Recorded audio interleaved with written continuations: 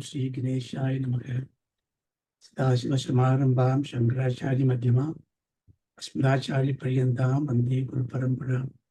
Om Sagana Vavatu Sagana Bhunaktu Sagaviryan Karavavakai Tejasvina Vadidamastu Ma Vidvishavai. Om Shanti Shanti Shanti. Hari Om Tatsat. Om Namo Bhagavate Vaivasvaya Mrityave Brahma Vidyacharya Naciketas. Namaskaram. So we are in the Kathopanishad, the last Valli, second Adhyaya, the third Valli. We have seen the 12th and the 13th mantra.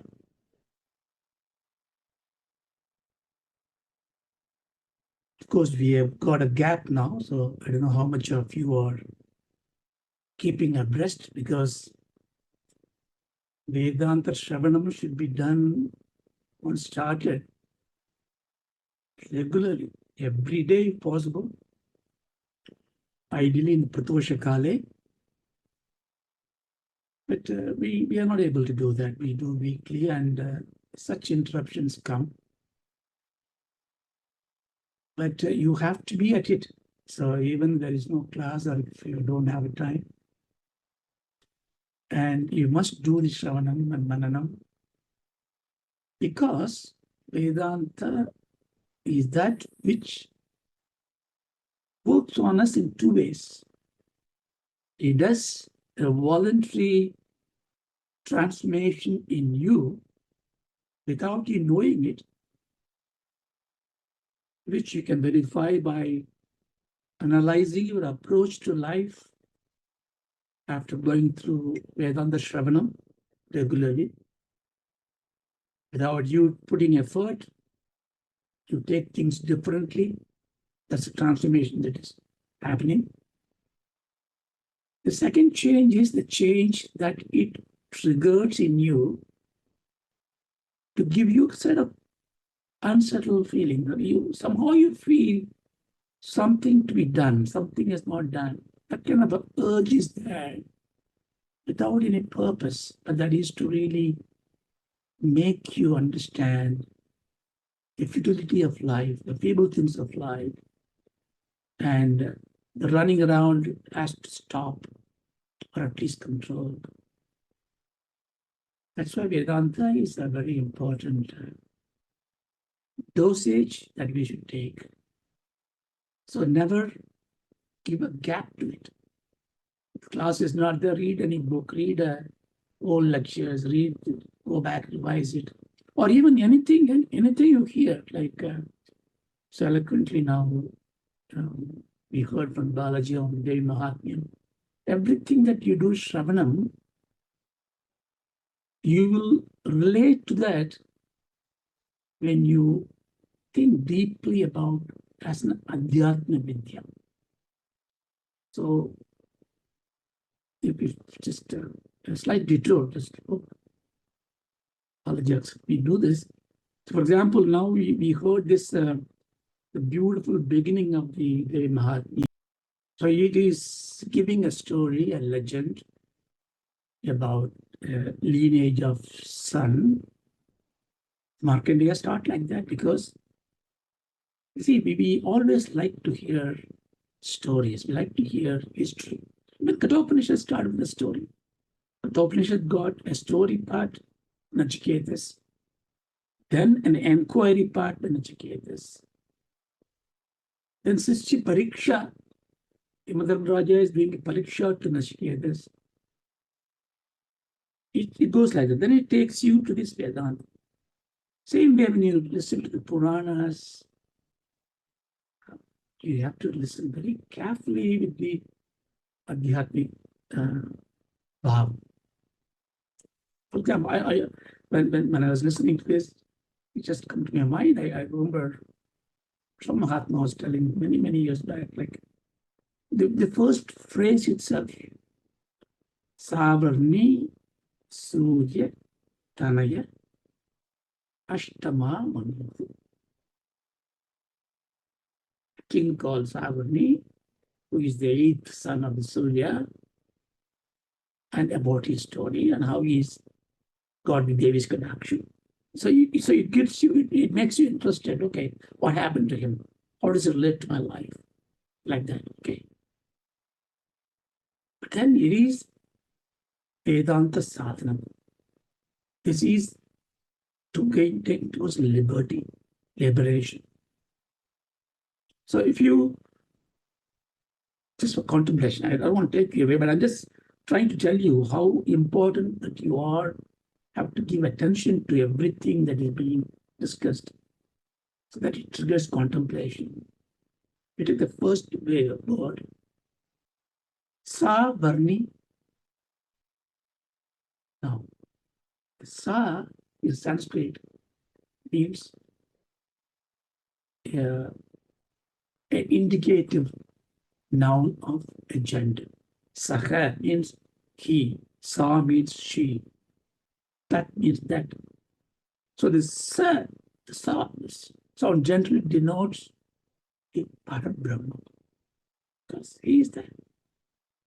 Then Varni, Varna is letter.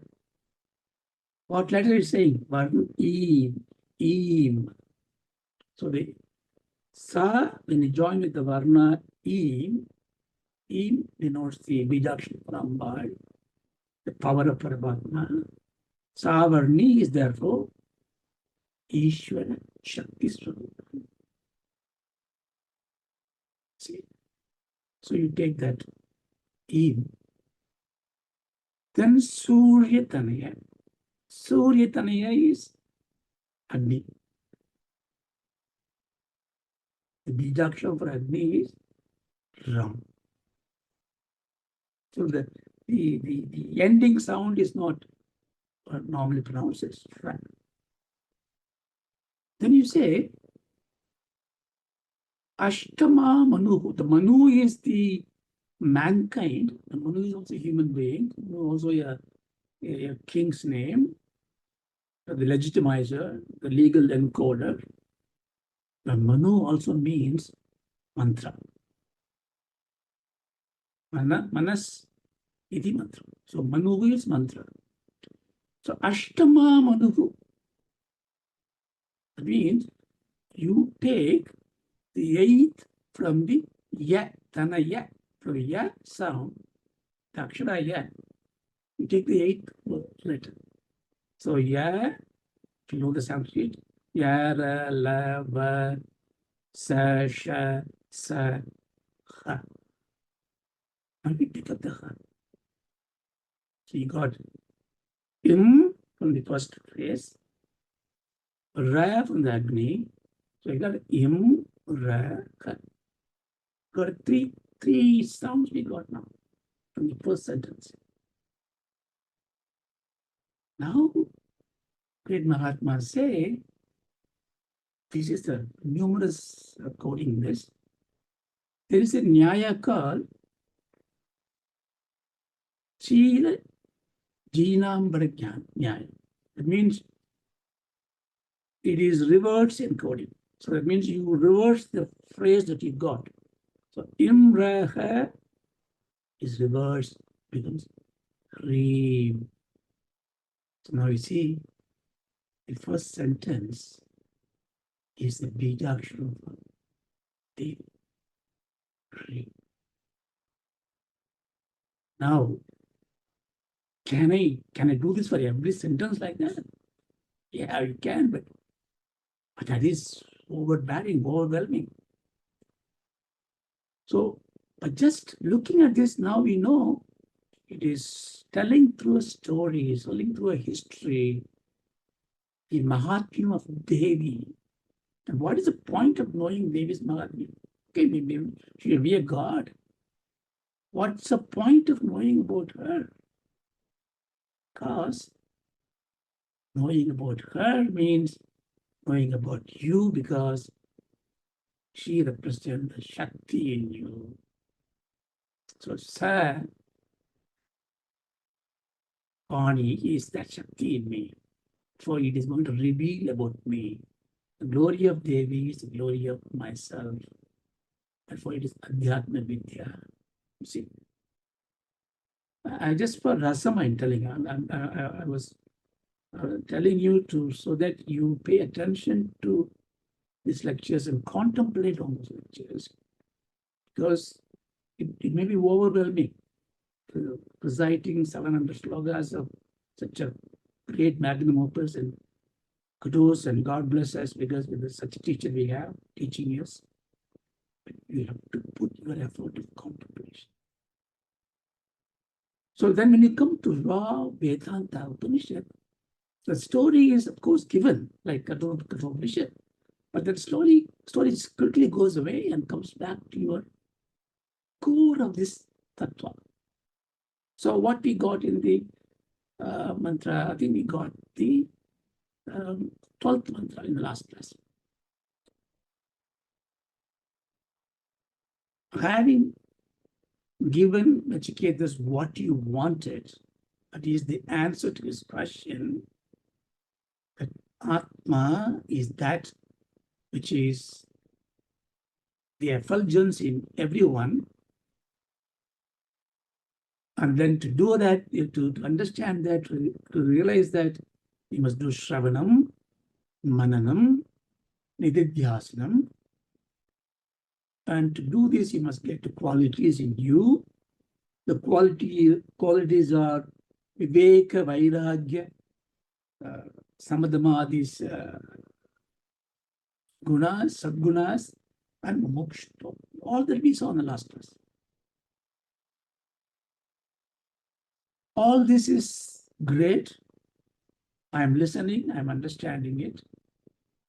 But the starting trouble is that when you come to the class, it makes some sense.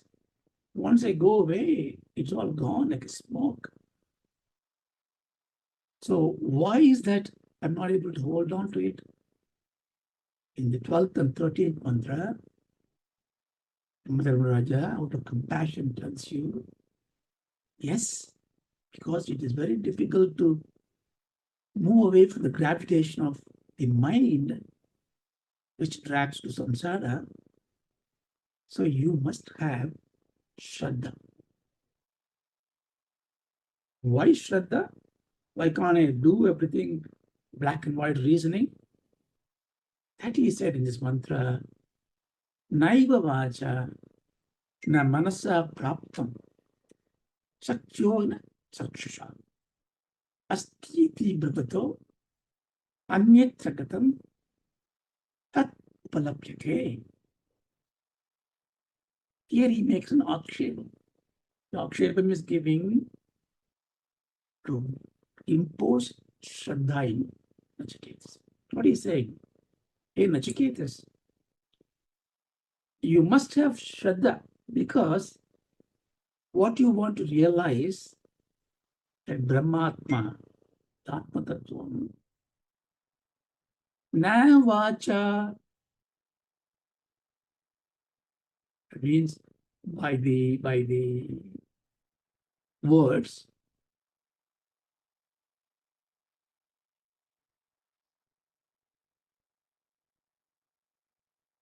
praptam. You bring the praptam is the verb, you cannot attain it. Na praptam. Na praptam, what? Na vacha. Na vacha, na praptam. You without, by the words, so many times you may say the words. Even the words of Vedas cannot give you that Atmanubhuti. So why there is Veda then?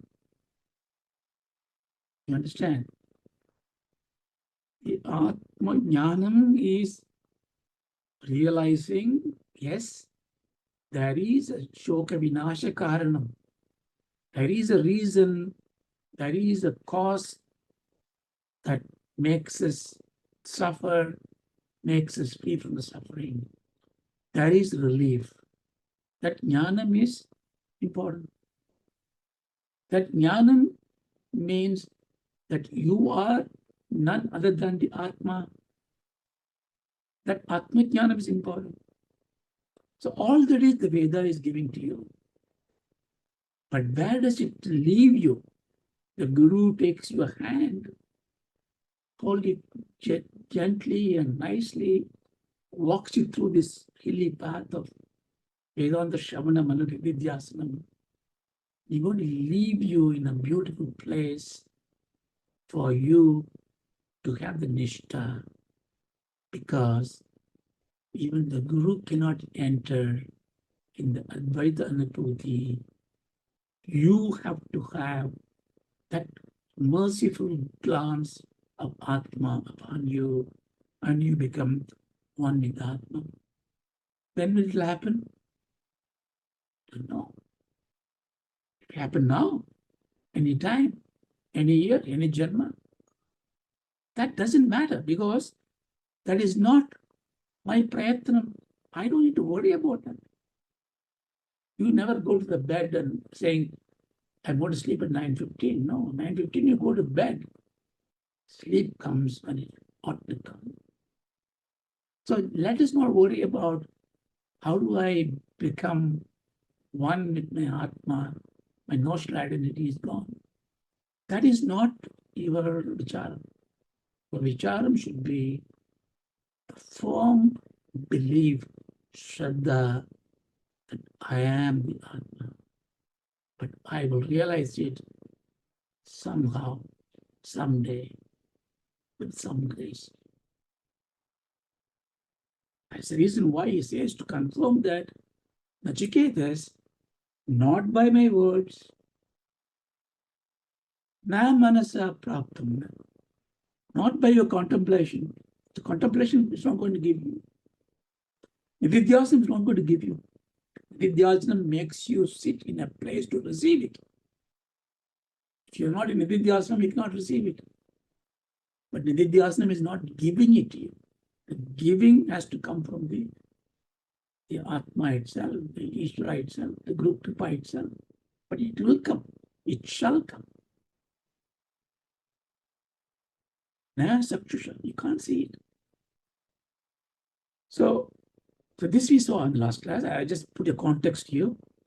So because I cannot see it, I cannot learn it, yet I need to listen to, I need to read it to get the Atma Jnana, so that I can firm up my what? Shraddha. What is the Shraddha? Second line. Asti di. Asti idi bruvataha.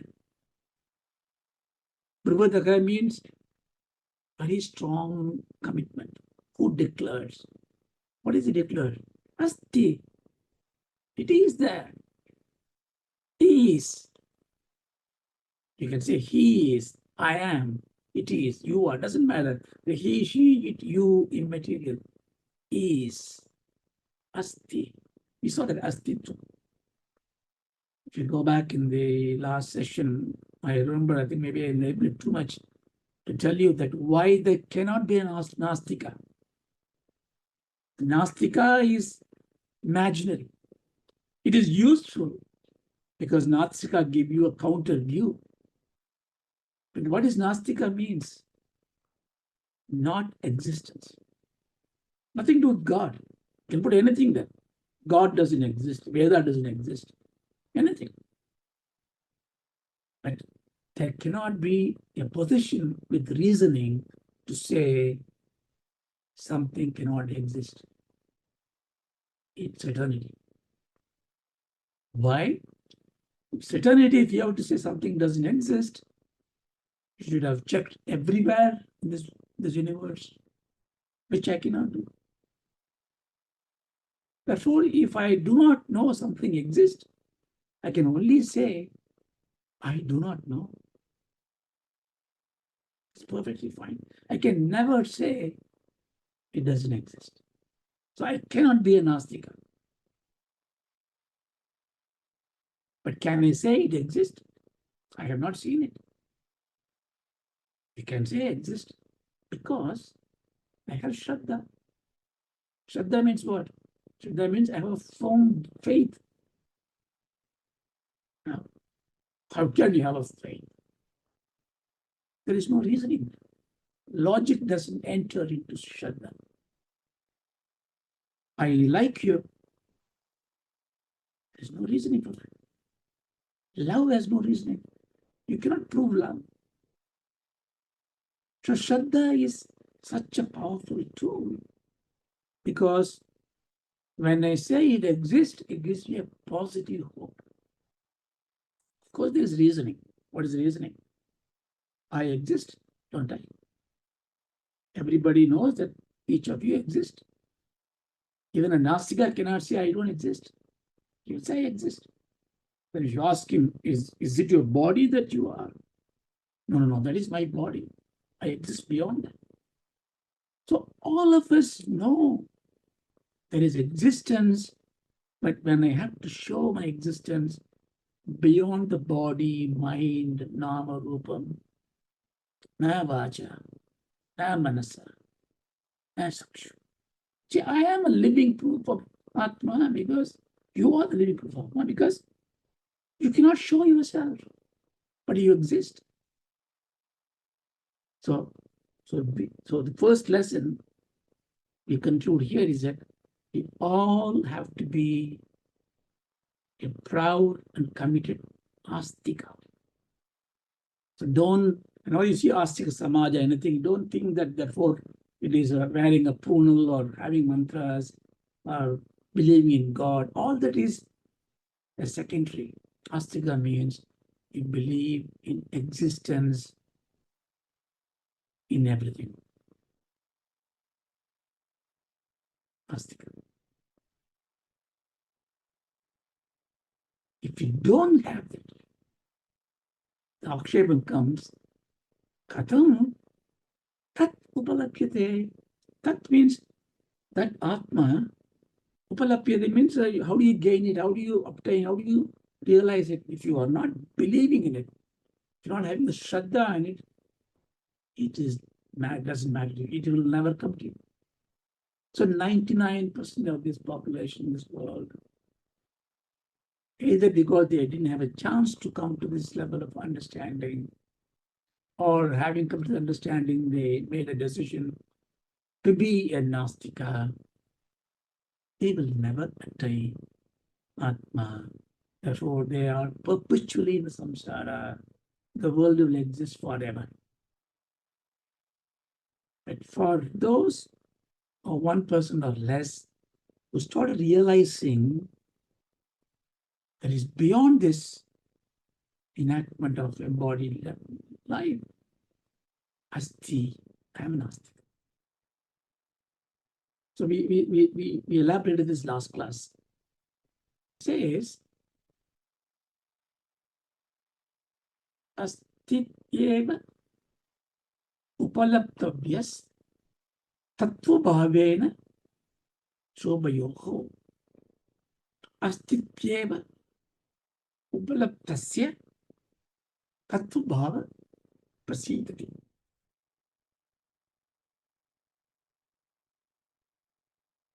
I also put the Bhagavad Gita there to connect you there. What are you saying? It's again it's a deep mantra, but let's try to understand. First line, asti tyeva. So you do anvayam, asti iti eva. Asti, existence, iti eva. Yes, there is existence. It is Atma. Yes, Atma exists. That you must first upalaptavyaha. Upalaptavyaha means having known, having confirmed, having gained the Shraddha that Atma exists, that I exist, that existence is real, existence is Satyam. That's the first Shraddha. I want you to have a very quick check now. So do we all have this Shraddha? What is this? How do I know I have this Shraddha? You see a gold necklace. So necklace exists. There is necklace. Ignore the there for a minute. There is a locative. Necklace is. I mean, necklace exists. Is gives it the existence status. Do you agree? Yes. So there are two things. The existence coming from the verb is, necklace of form. And you know it. So when you know it, it's called bhadi. Bhadi means knowing, bodham, knowledge. The knowledge comes because you have the pramanama looking at it. Bhadi asti. Asti bhadi. Existence gives you the knowledge. Well, I don't see a necklace physically. I can see in my mind. Fine. But in mind, there is a necklace. Right? Doesn't matter whether it's a gross existence or a subtle existence. Understand the difference. You have to be very sharp in understanding this. Existence doesn't mean it exists physically. If you carry a worry in your mind, and I don't see the worry outside, can I say, Lakshmi, you have no worries because I don't see your worry? You'll say, no, what do you know? I have worry in my mind. So existence can be physical or subtle. So is. Okay. Now you look at this necklace.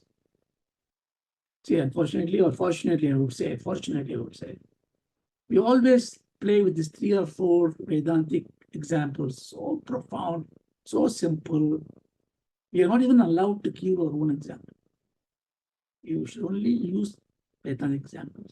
So we go of the Gadakasham, Madhakasham, gold chain, rope on the snake. So, what does this mean? Yeah.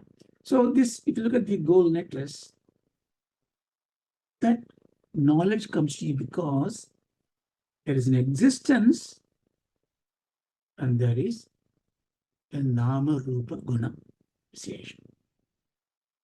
Existence, what is existing there?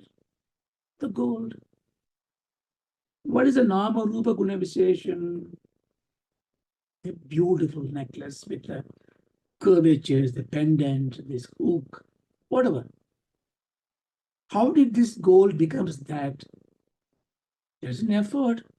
There's Shakti, Prayogam is there. Jadashchit Shakti has gone in there. It's not. So I see a necklace as a Parashakti Rupam. The all basis of this necklace is the gold, the Parabrahman existence, and there is a Shakti in terms of Nama Rupam, necklace. So what do I see when I see a necklace? I see Ishvara Swarupam Ishvara. I'm stretching it, right? But I'm trying to make a point. The divinity you can see in everything. Here we are now trying to contemplate how to navigate existence from the Nama Rupa. Now you go and melt this gold, and then make a ring and a bangle. Ring is, bangle is. What do you see here? Asti. What is Asti? Not the ring. Asti is the gold. Bhadi is the ring. See, you are able to now slowly but clearly have the vision of seeing everything for what they are. You are able to see the Sat part of it. Sajadi Buddhi. Sat Buddhi is the Astitva Buddhi. You understand? It doesn't need to be from the big mantras. You need to understand every normal thing that you see when you are perfecting your vision and you are inferring what you're seeing it. I see a person doing a harm to somebody. I see a person, a harm. I see existence and a body, a asti and body. So I need to really control this dushprayogam of Shakti. I do whatever I need to do, but I still have a divine reverence to that person doing it. See, your vision changes. So the astitva buddhi is what you must have. So here what the first line therefore say, asti idyeva upalaptavyaha, having got the ability to see the astitvam. Actually, we had the ability. In a child, in a child, if you show a necklace, it doesn't say necklace. If he knows gold, it says gold. Ring, you'll say gold. He cannot differentiate a form. The child develops those things. Comes later, when the Nama Rupam becomes a dominant force and we ignore the Astitva Buddhi. So this is the important lesson. Liberation, forget the mukti, liberation from the day-to-day affairs that gives you grief is to have the Astitva Buddhi so that you are able to deal with the two kinds of knowledge. The Astitvam, which is divine, in which you have the pure love, and the Bhati, which is the Nama Rupa Guna Vishesham, which if it is adharmam, you deal with this accordingly. Dharmam, you deal with accordingly. Now, in the Adhyatma Vidya, now we are talking about, I can see the Sadbhuta. Fine. Okay. So what happened then? Well, then once having got that, the starting point, then the second line, in the second phrase, Tattva Bhavena Shopayoho. Now he says, having got that Astitva Buddhi, you will now understand Tattva Bhavam. So Upayoho means Cha Upayoho. Cha means and. Upayoho. Upayoho means Upayoho. Upayoho means the two. That means he's talking about the two things. What are the two things? This is again a lot of contemplation. Different acharyas interpret different way. Jiva, Brahma, and all that. Let's go with simple and eloquent reasoning of Bhashikar. Tattvam Bhavam. Bhavam gives you the bhati. Tattvam gives the essential nature of things.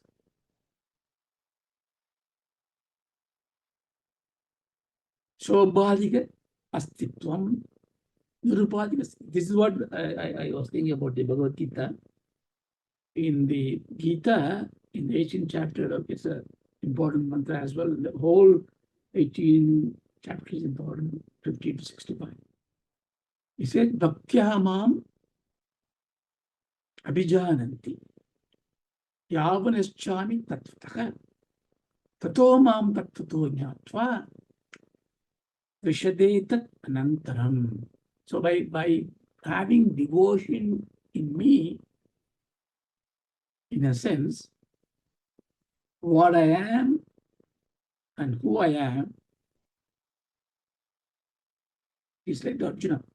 by having pure devotion in me, and in essence knowing me, what I am and who I am, it is the Shobhadika Astitva. Krishna standing with four hands, Shankachakra Kadabani, whatever imagination, Saguna Brahma. Then having known me, Nirupadhika Astitvam, you enters into me. You will enter into me. I mean, you will become one with me, Arjuna, after seeing my nature, Astitvam, as it is, the Nama Rupa Guna Visesha. Ishavashyam idam sarvam. I always like this first line of Ishavasyopanishad that entraps everything. Everything is divine, as you see. Then you transact this world, but you have a divine approach to all. Everything is vulnerable. You deal with this. But having done that, if you understand Tattva Rupam, the Bhavam is the Bhaven, I mean this, okay, this is a form of tree, this is form of an animal, this is a person, this is my wife, this is my father. Then you do Tattva. Who is this person? Is my husband or wife? And how is she different from me? A different body, different name, different gender, different attitude, different mind. But she is essentially the same Atma that I am. Tattva. Bhavam is different. Tattva is different. So when we do that, what happened? Astityeva upalaptasya. Now, upalaptasya. So having one who got that kind of a vision of bringing two together, Tattva Bhava Prasiddhiti. So for him, Atma Darshanam happens. So he is given in this a quality of Shraddha and the Shraddhava Lapate Jnana.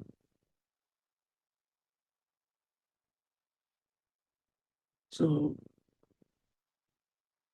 to summarize, you must have Astitvam in a Shraddha, be an Astika, then reinforce the Shraddha by seeing divinity in all and separating the appearances, the gunavishesham that are dharmic or adharmic, and deal with this. Right? Like a doctor can deal with any untouchable disease curable with dispassion. Is it not? So you can deal with this world without hate, without attachment.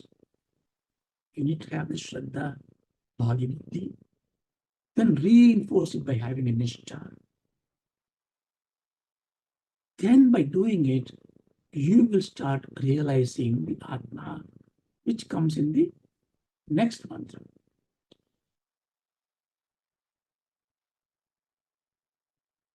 It all looks a bit promise, right? It's all a promise.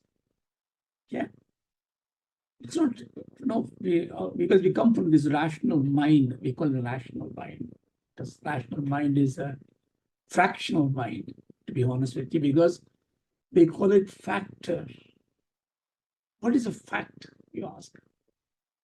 Because fact is not truth. As I told you, fact is what your mind factorizes. How can it be the truth? It may look like truth to you. So you've got to believe in the Veda Vakyas, Guru Vakyas. See, the problem in knowledge is in the world.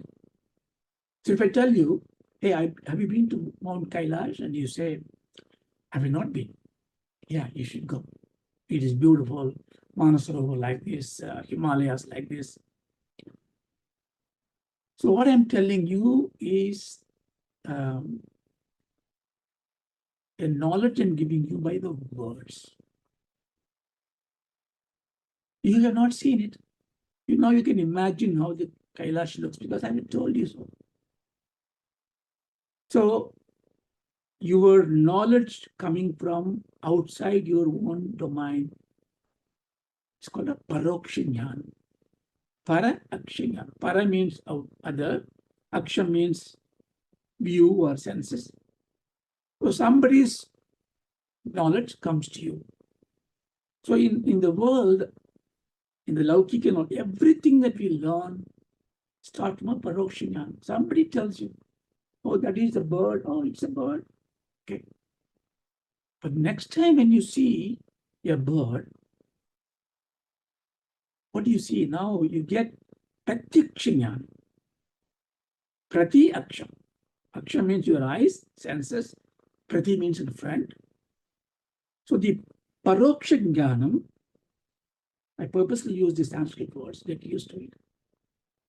The external stimuli that gives you the knowledge becomes a pratyaksha jnanam, your own experience, because you can see it. So tomorrow you go to the Mount Kailash and, hey, Raja told me that, but he was not really telling the truth because this is much more beautiful. Whatever. So now you can collaborate, verify. So this is what you need.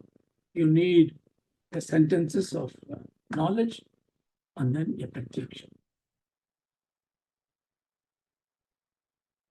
But when you come to the Atma Jnana, can I have the pratyaksha jnana? No. Because we saw in the 12th mantra, na manasa, na sakshishu, na vacha. Well, then how did Arjuna saw Krishna's pratyaksha? No, pratyaksha, I saw. No, he saw in pratyaksha a bhati. What did he see? He saw the form of Krishna, right? What is the form? Shakti Rupasya Bhavati. It is a manifestation.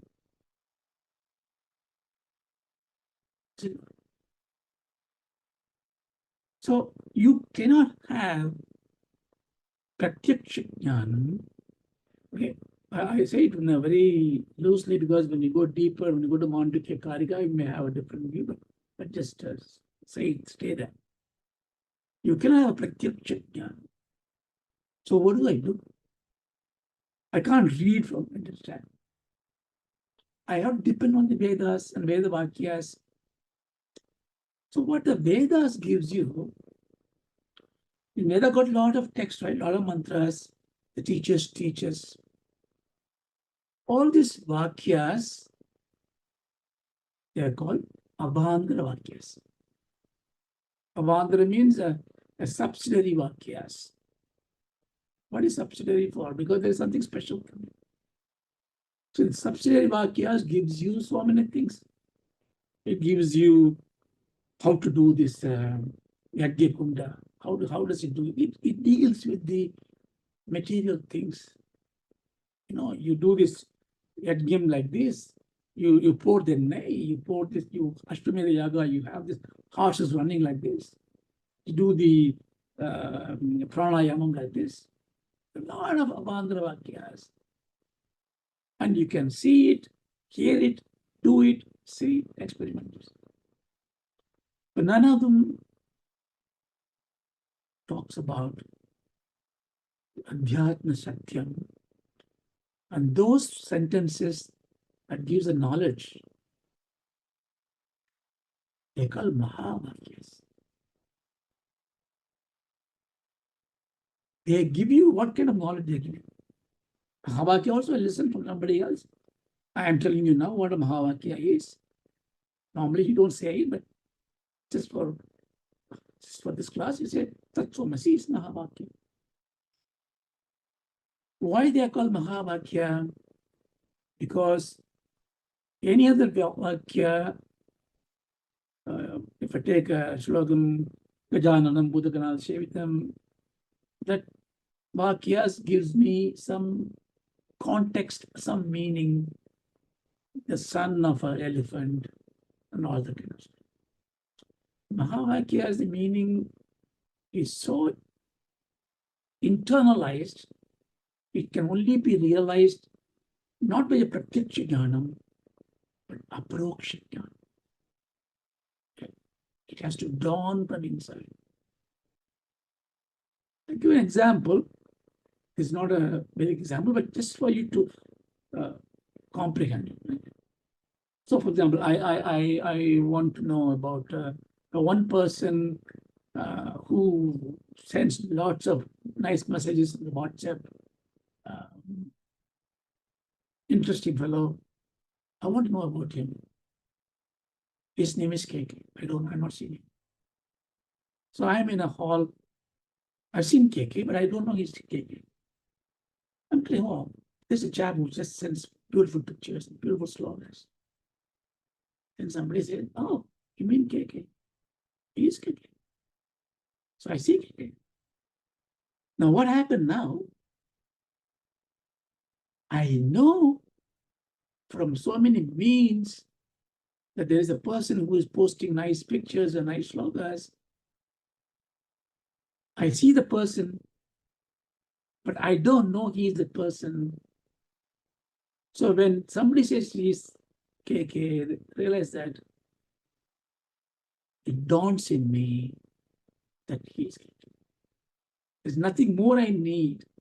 Or even I say, my spectacles on the nose, I say. So I keep it like this. And so I don't know where my spectacles are. And you say, yeah, it's on your nose, in your head. You put it, oh, I have it here. So I didn't get it new. I realized it.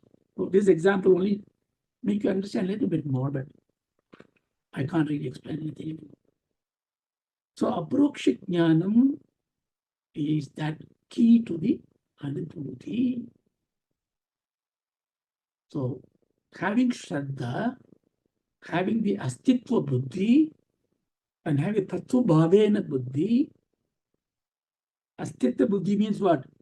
Atma asti, Brahma asti, Ishvara asti, Sat asti, Jagat asti, asti, asti, asti.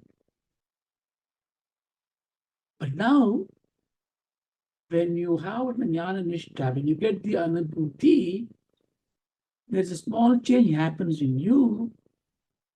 Asti becomes asmi. Sanskrit asmi means I am. You don't say anymore Brahmasti, but you say Brahmasmi. Aham Brahmasmi. I am that Atma. Understand now? So the Brahmasmi is an Anubhuti Vakyam. You can only say that. I can't even say now. I just, for example, I'm pronouncing it, but I can only say, in fact, they won't say it when they are it. It is a realization of that you are that Parabrahman yourself. So there is no Astitva Buddhi anymore because you are that omnipresent. You become, Maunam becomes your eloquence. You don't speak anymore, you radiate like a sun. So this is where Mother Moja taking. So this is what this month. Okay, how much time here? Yeah. So now in this 12th and 13th, see, whatever you have learned in the Kathopanishad, if you remember or not, at least remember from now onwards. Because Shraddha, I am an Astika, Brahma exists, Brahmatma exists, existence is real, existence Satyam. In Satchidanandam, Sat part, we hold on to it now. Why do you hold on to it? In your Chit. Because you can make the assertion only when your awareness is in a prakasha. Ananda will come. So Satchit is now guaranteed that you are holding on to it. So in anything you deal in this world, transactional world or in a spiritual world, your buddhi is engrossed, embellished in this astitvam, sat astitvam, chit astitvam. Okay. Then what do I have to do? Just be there. Everything will happen as magic. Well, tell me how it's happened. What happens to you? How do I know that something is changing to me? In the next mantra, he said, well, it will happen to you. I'll tell you when and what. Because I have given you a promise. You're going to go and follow it because you are going to have Shraddha. But I need to give you an indication. So he tells, Yada sarve pramuchante kamaye asya kritishritaha ada mardyo amurdo bhavat yatra brahma samastute yata sarve pramuchante kamo yesya kritishritaha ada mardyo amurdo bhavatya yatra brahma samastute. He's giving you some time markers for you to verify. Yatha, that means whenever. Ye asya. Ye means whichever. Asya means the person who is practicing. Ya ye asya. Whenever, whichever aspirant, what happened to him? Kriti Shraddha. Kriti means in the heart. Shritaha, whatever is percolating, whatever is residing in the heart. What are they? Sarve kama pramuchante. Kama, desires. What kind of desires? I don't care. Sarve kama, all desires. What happened to them? Pramuchante. Pramuchante means completely removed. Whenever the aspirants, all desires that are filling his heart are completely removed. That's a conditional clause. Now we fail here, right? How can it be possible? You gave me the interesting prayojanam to get, but then you're putting a condition which is unsurpassable. Because desire is there in everybody's mind. How can the desire not take, for example, you preach all this, or a jnani preaches all this. But he has got hunger. You need to eat the food. He asks for the food. The Gurudpada writes bhashyas. Without desire, how can he write? I have a desire to be liberated. So how can you say sarva kama pramuchante? Say the asha, in the Sanskrit asha is a desire that binds you. Asha, asha.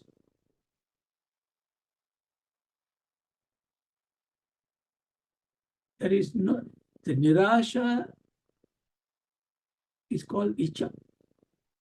Nirasha means that which does not bind you. Icha Shakti is not desire, it's a will. So I want to buy the next beautiful car because I like it, I enjoy it. It's a kama, it's asha. It puts me a binding position.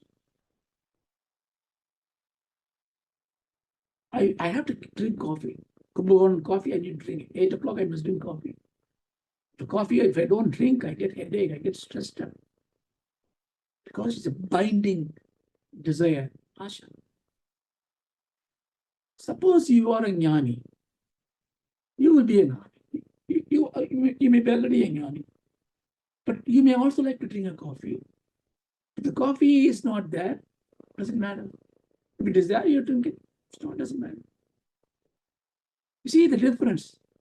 People misunderstand, A jnani should not eat, should not wear a dress, should not go in a car. No, you can use all the means of embodied living, but none of that binds him. Bhagavan wrote this Bhashya not because he wants to be famous. His vision is to give us this knowledge. Sava prayojanam is us. Whether he completes or not completes, immaterial to him. So don't misunderstand. Asha, when I use the word asha, asha is a passion. But willpower, I'll use the word English for desire. The desire is not for binding you into grief. That's okay. Because you need a desire to propel you. I want to do good things, it's a good desire. But if you feel, oh, I did good things and nobody noticed me, then you are stuffed. Because your desire is not to do good things, to be noticed. You have expectation, aspires. You see the difference? The sankalpam of the mind has to be such a way that it must have the indriya dharana. It should not have the vishaya vasana. It should be a karma yoga. That's why Bhagavan is laboring the point in the first few chapters. Because you jnani, that Arjuna thought, I'll just get away. I don't do anything. Right? I don't think anything. He asked, who is the prajna? His mind is difficult to control. So therefore, should I just not think? He said, you cannot. If Krishna cannot think, he cannot teach him Gita. Thought is not a bad thing. But what is the vritti does to you? So vritti becomes an asha if it binds you. It becomes ichcha for good things. Understand? So here, therefore, what you have to understand. See, some people just translate it, you have to give up all desires. No way you can give up all desires. Because to give up desire is a desire. Is it not? So you take it like this. You take it that I will not have desires that bind me. Slowly but surely. So when I am in a state where my desires don't bind me, and when I follow the nishtha, Adhyaya, second line, Matyaha, Amritaha. Matyaha, that means the one who dies, that means you and I, become Amrita, become immortal. This is what Naciketas wanted to know, right? So he is coming to the conclusion. If you know that, if you achieve this Astitva Buddhi, Tattva Bhavena Nishtha, then God will take care of you. And sure, you have no binding desires. Don't even have a desire. I must do the puja. I must do the Kumbhabhishek. I must somehow go and see this. Because if you don't see it, today's Ekadashi, I must fast. But I am diabetic, I cannot fast. Then I eat. Oh my God, I ate. What you're doing, you're inviting suffering because you took control. You, as if you decide your Papa Punya. You said, it's Ekadashi, I know I am a jnani, but I ate. I'm not suggesting to eat. I'm just saying, this is all unnecessary ahambhavam binding that makes you ignore all this. If you have ichcha, control. Pray to God, give me the strength of character to be fasting. If not, let me eat. I don't get bound by it. Liberation comes from our attitude. So when you are there, you become immortal. Okay, then you say, okay, I should be like this. Maybe someday I die, then I become immortal, because that's what many scholars say. And if somebody dies, they say they attain mukti. Okay, that is our wish, we say, right? Somebody is dead, and we say that person attained Shivalokam, Vaikuntham, Mukti. It's a good thing, good way to say, because we want them to attain that. We don't know what is attaining. He may be lingering around in this Buddha the world. So, but here he says, Bhavati Atra. Every word is important. The brother says, yeah, Naciketas, you will not attain the Amrtatvam only after you die. You attain here, you become a Jivan Mukta. Here it's a promise. So what is the point of doing all this and die and then finding out? So this is further strengthen my Shraddha that I will be free in this Janma itself. And then by doing, okay, if I realize that, and what is the end of it? Brahma Samashnate. You are one with the Brahma. You are the sea, you are the ocean, you are the space. So, will I have this body? Yeah, as long as this world, the body is there. Wherever you go, body goes like this. But you are not going anywhere. You are all pervading. For the body appears for others, because they have not come to your plane of thinking, plane of realization. Prarabdha karma holds your body because it gives a life to others.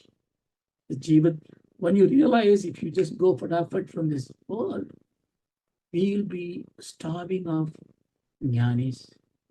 So these Paramahamsas endure the pain of holding the prarabdha karma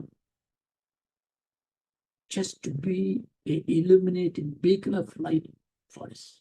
Understand? Never suspect why this Acharya is, if it's a Jivan Mukta, why is he doing puja? Why is he eating? Why is he walking? Why is he giving lectures like a common discourse? Don't ask the question, because we don't know their potential, what they are. They are Jivan Muktas, but they endure their presence so that you can at least get into the path of liberation. Okay. Next mantra. So we finish with the next mantra. Yada sarve prabityante hridayasyeka grantayah adamartyo mrityo bhavatye dhavatya nusasana.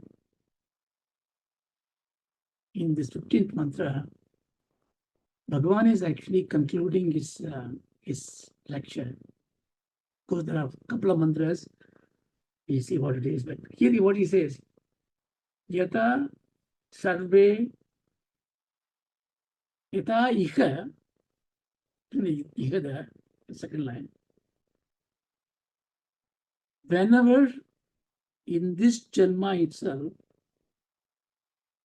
hridayasye grantaya, hridayasye, in the heart, grantaya is a technical term. Grantaya. Granta means Kranti is a Kranti. Granta means you can think of a knot. The knots in the hearts. Whenever in this life itself, the knots in the hearts, in the heart, survey, all of them, prabit and they. Prabit and they means cut asunder. They are resolved, they are removed, they are open. You don't understand what it is. Let's see. Adhyaya, and that time, Martyo Amrito Bhavati. So he is actually elaborating the 14th mantra, this mantra. Whenever the knots of your heart are dissolved, that time itself, in this Janma itself, you become a Jiva Mukta. Etavat he is an important. Indeed, whatever I told you so far, Anusasana, that is the truth of Vedas. That's what I can say. Eva. I can't say anything anymore. Naciketas. This is the conclusion. I have given you the answer. The lecture ends here. What does it? How does it end? When your knots of your hearts are fatafat gone. What is this knots of the hearts? See, you in the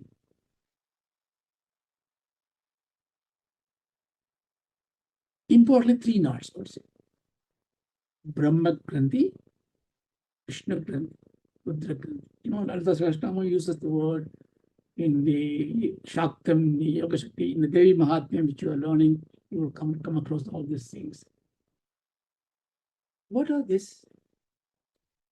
These are the Bhavana Shakti. Of course, I take it very carefully what I'm saying. I'm taking it with all respect. But like Bhagavan says, all these are imagination, all the ideas. Ideas are important. The body is an idea, right? Body is not there, we know it. The world is an idea. So idea is not illusion, not asset. So this is an idea. The idea is that the entanglement that I have with this body, mind, intellect, and behave with the notional identity. I am this person, and I am talking today, I'm lecturing, all kind of stuff I have. Well, how this is happening? It's happening because of my Atma Kanti, the effulgence, and the Shakti which makes this form as a mind, and the mind creates a body, and the body has got all kinds of peripherals. Sula Sushma Karana Sarira. So that makes it who I am. Now, where does this knots comes in? The knots comes in, for example, this is my house. No, no, no, no. Don't throw rubbish in my house. This is my house. This is my wife. This is my brother. So what I'm doing now, I am attaching to many gross things, material things as mine. And because I create a world from this binding, the attachment of my gross world gives me who created the world? Not Brahma. Right? That's what the idea is. Brahma is that God creates his world. In this world, he puts you in with the body and mind and intellect. But then what I do, I create my world, my house, my wife, my community, my country. And what do I do? I put them all in a knot. What is this knot? This knot is therefore an attachment with the worldly objects, anything external, physical. So removing the knot means what? Removing the knot means I don't have attachment to this. Always remember, unattached is not detached. Forgive my English here.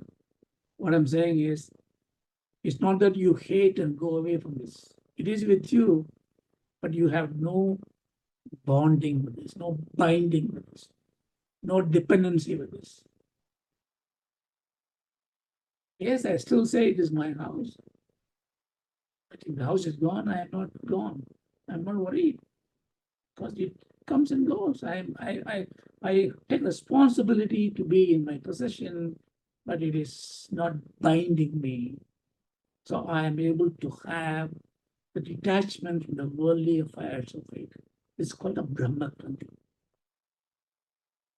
Brahma Grandhi is, so in Yoga Shastra and Shaktam, there's a different way of interpreting this, and we don't need to go into that one. That's a very different approach to purify our mind.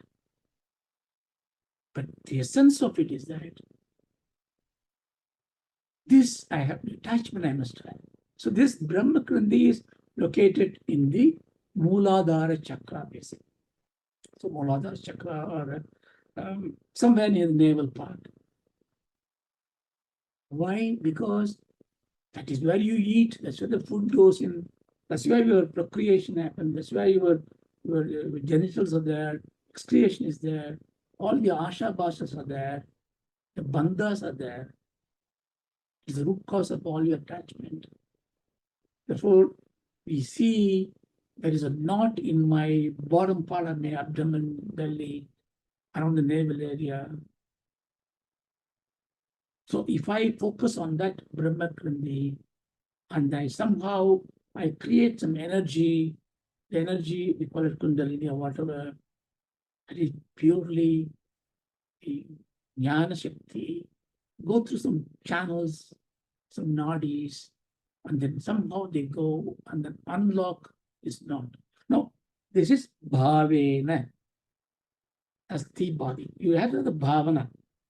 So if you have the bhavana, somehow it will happen, even if you don't understand it. Doctor has given me this tablet. I trust him. That bhavana itself is half the healing. I don't need to know the tablets. So you do that. But the essence of the nature is Rudra Grandhi Vimochanam. Ambad is called Rudra Grandhi Vibhedini, Vishnu Grandhi Vibhedini, Brahma Grandhi Vibhedini. By worshipping Ambad, by doing all this, after worshipping Ambad, what do? You give it away. Simangali Puja, that Puja, this Puja, Kau Puja. Because you find an excuse to give your possessions away. Dhanam is important. Not that you do all the puja, take all these dakshinas and you keep it inside the fridge for you to eat, because you are making more knots for yourself. So you have to give it away. So by doing yajna, upasana, japas, and must end with dhanam. Give it away, including the Swami.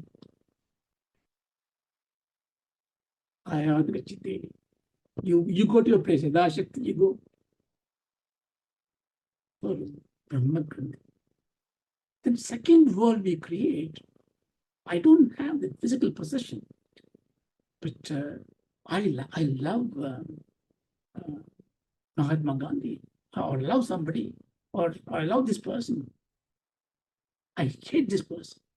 So the raga dvesha.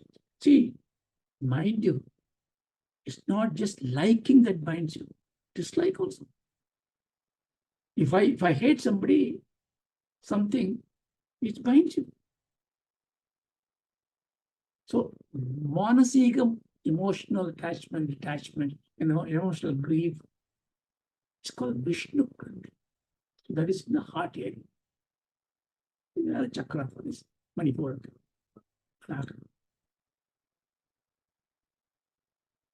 So that means I must detach from the physical point of view. But the physical point of detachment is only stabilized by the mental, emotional detachment. So that is a Vishnu Grandhi. But detach, unknot Vishnu Grandhi. So you practice, be away from this. When somebody is dead, I think my sister passed away. So I said, you cry? Yes, you cry because somebody is gone. 10th day comes in, you still grieve. 13th day, you do Graha Yajnam. You make a payasam and take a sweet. Right? Somebody is dead, you're eating sweet. Well, we celebrate. Shraddham, you do Adhyaya, everything you celebrate. Then every year it's a celebration, right? So what happened? The tragedy of death, when you move in time, it's not a tragedy. So the time is healing. We say time heals. Time doesn't have time to heal you. The world is hurting you, say. The world is hurting me. The world doesn't hurt you. The time doesn't hurt you. They are there, insentient. We imagine hurt. We imagine love, attachment. So if you are able to distance yourself in time and space in the present, I can see a loving one dead. My grief doesn't bind me. I have grief, doesn't bind me. You see? So you should have the ability to distance yourself in time and space at any time. I know the story a long time back. The guy won a lottery ticket in India. The ticket, somebody said, you got to win a lottery, and he was so happy, he died. Because when that happens, the joy, his space and time is beyond his capacity to carry. So you take a step back. This is what I say, take a step back, dispassion. Astitva buddhi, bhadi buddhi. So when we do that, the Vishnu Grandhi is unknotted. Then you proceed. And this is all positioned in the body from lower to upper, because in terms of the effort involved, in terms of the gradation, they are higher. So when you go higher, now I am not physically bound by the things. I'm not emotionally bound by these things, but I still have I say that I am not bound. I am not bound. The I is there. The ego is there. The delusion is there. The intellectual arrogance is there. Adhyasam is there. Avidya is there. So that knot is the last knot to remove, the most difficult knot to remove. And that's why we do Vedanta Shravana. So even if you come across all these Japatapa karmas, karma yoga, bhakti yoga, upasana, all this you do, you become a good person, nothing affects you, emotionally stable, but you will come to this Rudra Grandhi, because we have seen the great Mahatmas have a great fall because they missed the last bit, their arrogance, their avidya, ahambhavam. So we have to unknot Rudra Grandhi. So how do you do that? That you need to really, what is the cause of it? So we have to do that. So I will stop it here. I think we will. So I will take one more class. We finish the Kathopanishad. Om Sakana Bhavatu. Om Sagana Bhavatu. Sakana Bhunaktu. Saganam Bhunaktu. Saha Viryam Karavavahai. Sahaviryam Karavavahai Tejasvina Vadidamastu. Tejas